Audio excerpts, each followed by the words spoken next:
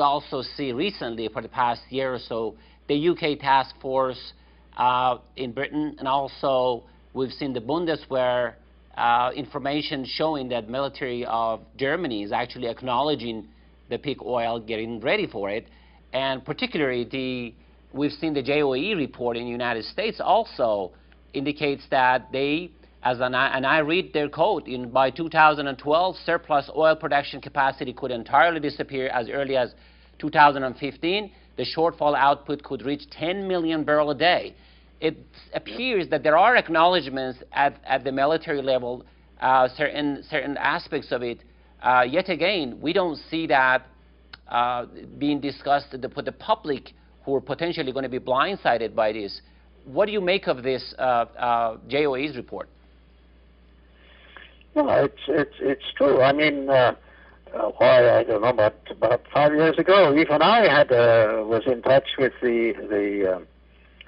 I've forgotten its name now, but a military organization of the United States. Oh, what's it called? The Naval Institute. Sorry, I've forgotten its name. But anyway, it was a sort of founder of the CIA, and they were very interested in this subject, and were thinking what it would mean for U.S. military, what the U.S. military was going to use for fuel, and where they might be fighting. And eventually they sent me a copy of a report from Washington that really addressed this situation head-on. And just the other day, the German military have again reported on the military and political consequences of peak oil. So I think the military people are beginning to understand this too. Now, with the price, let's just say this is inevitable, and at some point, we don't know exactly what point, we will run into the natural decline of liquid production, and obviously the challenges remain for our economy. Now, having said that, what is the impact of oil prices, you think, in the market, in the past, particularly in analysis of 2008 and going forward? Well, I think that I think what happened is that the peak of regular conventional oil was 2005, and shortages began to appear, and the shrewd traders spotted a rising price trend and bought futures and contracts on the futures market. The industry built storage, watching it appreciate in value. And so we had this price surge that went through the ceiling to nearly $150 in mid-2008. And that then triggered the recession, triggered the economic and financial collapse that we've had. Demand fell and the price of oil collapsed. And then the governments reacted. They printed more money out of thin air, you could say, to stimulate consumerism and try to restore past prosperity, as is indeed their normal behavior, you could say. And so the economy has recovered a little bit over the last year or so. That means that the pressure on oil production is rising. We're very close to the barrier right now. Oil prices have shot through $100 a barrel just in the last few weeks. And I think that what we're that situation combined with the Middle East political tensions, there'll probably be a price shock in the ensuing weeks, or I don't know, $150 or something. But if that happens, it'll prompt still another recession, and a deeper one. And really, it's some sort of, it'll be worse than the recession of 1930, because this one is imposed by nature rather than just being in excess on the stock market. So I think we are just on the brink of some really mega event of some sort. Now, you seem to indicate, I think I read an article about your views, probably since what happened in 2008, 2009, it seems like you think there's a $100 significance price per dollar a barrel of oil, that if it goes up above that, as you mentioned, it will trigger some kind of recession. Having said that, ultimately, if the prediction of even our military comes through, and in 2015, you have potentially 8 or 5 or 6 million barrels a day of less production, than the actual need and the desire for it, where do you think the balance is? Are we going to see the oil prices, you know, somewhere still stay around $100, or is it going to go higher? Well, I think it'll be a very volatile situation. I would say if you had to average things out into the future, something around $100 would be reasonable, because if it goes much above that, it triggers recession, which kills demand and imposes all these problems we've been talking about. I mean, this is and I mean, wherever you look around, even London's had riots. There's social disturbances in Greece and throughout Europe, and I gather there's some sort of problem in Wisconsin now. And so this is triggering an enormous sort of social and political reaction, and there's not much anybody can do about it, quite frankly. Now, with peak oil, one of the fundamental question becomes, as you indicated at the beginning of our discussion, it's the Earth's population. We've gone from essentially 1 billion, sometimes about 150 or 200 years ago, to nearly 7 now, and the projections are headed for 2050 to be 9 billion. The big question becomes, if we have peak oil, then we potentially have peak food prices as well. How are we going to feed? And I read an article estimating between now and 2050, as we're going from 7 to 9 billion, the amount of food required for us to extract from the earth, it will probably equate to something like 8,000 years in the past. So how are we going to deal with the challenge going forward? Well, that's a very good point you raise. I mean, my own assessment is that, you know, by the end of this century, the world population will be approximately half what it is today. And how one achieves this decline is an awful question to ask, and still worse one to answer. I just don't know. But as you rightly imply, there isn't the energy to produce all this food and transport it around the world. People will move to more local environments. They will be much less consumeristic than we are today. And many people just won't make it, I'm sorry to say, but and it's an awful, no one can really get their heads around what this means in practice, but I think that we're beginning to see that situation unfold. These revolutions in cities or revolts, whether we speak about London or Greece or anywhere around the world, there's so many people living in urban circumstances, far removed from sort of local agriculture, and it is just not sustainable. It just can't be done. So I have the so-called, you said to call the kind of bad news slide and then the good news slide. Can you walk us through what's the bad news and what's the good news? Well, these particular slides related to Ireland, where I live. And the bad news as far as Ireland is concerned, well, Ireland is an island off the west of Europe here, and we have virtually no coal and just a few little small oil and gas fields. And the government has been encouraging exploration, and there are lots of words said about the hopes of success, but in fact they've already drilled 150 wells looking at the best perceived prospects, and it didn't deliver. So my assessment is that it won't. So that's the bad news. And in addition, Britain had a great surge of gas production, and they built pipelines to Britain. So 50% of Ireland's electricity is made from imported gas, but Britain's supply of gas is now collapsing at a high rate, about 10% a year. That means that Britain is very much dependent on distant sources in Siberia and the Middle East and the Caspian, and Ireland, just by geographic location, is right at the end of the line, with many increasingly hungry transit countries in between. So it's in a very bad situation as far as conventional oil and gas is concerned. And so, and in fact, the former minister here, he's just having a change of government now, but the former minister understood this very well and was moving to adopt new policies to try to face up to this, and giving emphasis to tapping this tidal energy, wave energy, wind energy, a little bit from the sun and so on. And in addition to that, there's plenty of scope to cut waste, which we are now extremely wasteful society.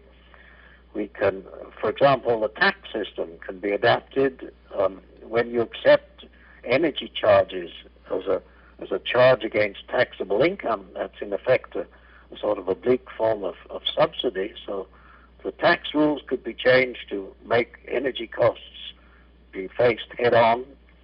We could have graduated tariffs, for example, whereby the more you use, the more it costs. We could have better insulation and more energy audits so that people really understand their situation. And then use more public transport, use the bicycle, share cars, all that sort of thing.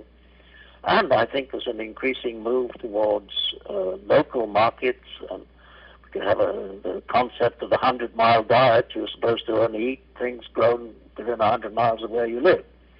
And people are growing more allotments in their own gardens. Instead of mowing that lawn, you could grow vegetables on it. So there's a lot of things that can be done, and I think gradually will be. And Ireland is relatively blessed with a small population and plenty of green fields, so it's not an impossible objective to aim at. And I would say the United States is relatively well placed. I mean, a huge territory, and gradually we'll probably see local communities develop throughout the place, beginning to live sustainably on whatever their particular region can support. So it's yes. Not a doomsday story. Not a doomsday story. Now, there are those that also indicate, well, there are new technologies in arena of green energy. You got the hydrogen automobiles coming, you've got the nitrogen potentially automobiles coming, you got also ideas.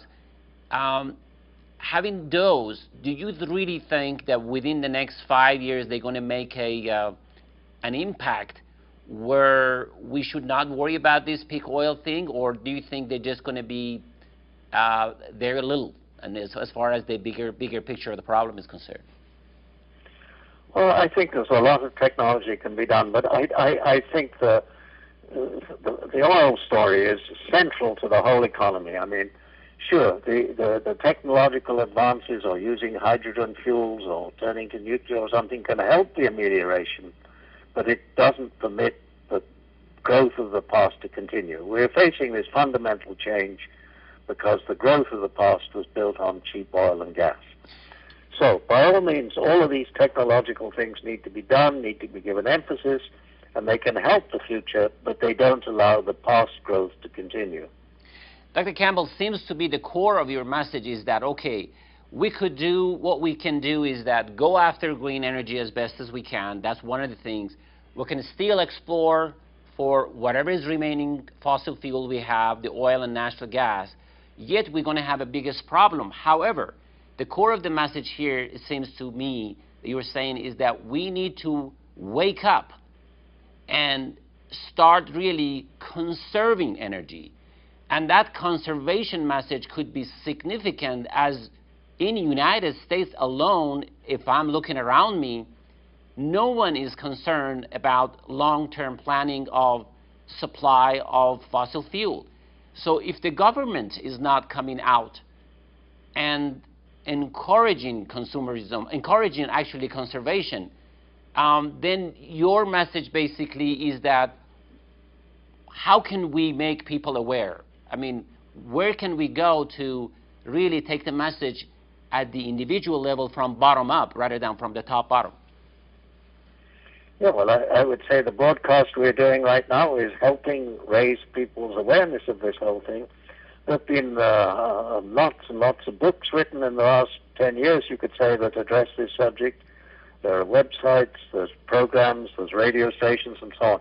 So I would say that the general public is gradually becoming more aware of this situation, and that itself will make it easier for the politicians to start moving in the right direction, because they will begin to get popular support for what they're trying to do. I mean, the only solution really is to find ways to use less, and I think we could all agree that we are extraordinarily wasteful at the present time. So it's not a hopeless case. Of course, it's a big adjustment, it's difficult, but one could see some kind of better society evolving out of this than we have today. And probably the key word that should be used, if you think it's a fair usage of the terminology, we will probably witness a reverse globalization, essentially, as you indicated, localized economy, at some respect probably strengthening family relations and some of the values that we've been complaining for the 20th century we've lost. But if this is from bottom up, if you were Dr. Campbell, let's just imagine this. You had the chance to address the United Nations, and all the key decision makers are there. I'm aware of a platform where you advocated some 12 years ago, 15 years ago. That platform, it seems to be the right course of action for the world to take. How would you address it if you were to correct this from the top? Now, we have in this imaginary union of minds here, you have the OPEC members, you have the United States and everybody. What would you tell them to correct it from the top? Well, I think in a way that's sort of not the way to go in a way. I think this new world that opens has to start at local dimensions. We have to, instead of saying, well, we want the United Nations to make some sort of pronouncement, it would be much more sensible to have a local community in Colorado or in California or wherever to say, well, look, we are going to figure it out how we are going to live in our particular region. We're going to produce more local food. We're going to have public transport. We're going to do this and we're going to do that. And I think from that lower level, it would grow upwards, and eventually these international organizations would find enough sort of momentum from the local communities that it would be possible for them to come forth and explain this situation in clear terms and perhaps evolve some kind of international agreements and so on. For example, there's the so-called depletion protocol idea, whereby countries would voluntarily reduce their consumption to match world depletion rates. And if that could be agreed, well, then the price of oil would not go through the roof. We'd be using less, and the poor countries could afford their minimum needs, and it would be a kind of sensible, well-organized way to face the reality of what unfolds. But so far, I think we have to build from the roots upwards rather than from the top downwards. Very well. Thank you very much, Dr. Campbell. It's been a privilege to have you on the show, and I realize it's late hours in Ireland. I thank you very much.